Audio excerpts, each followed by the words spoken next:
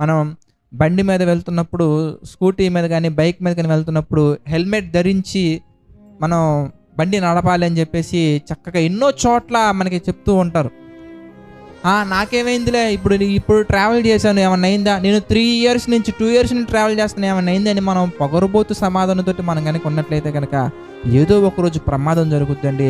ఆ ప్రమాదం జరిగిన రోజు గనక ఒకవేళ గాయం అయితే గనక అప్పుడు చాలా కుమిలి కుమిలి ఆడవలసిన అవసరం వస్తుందండి.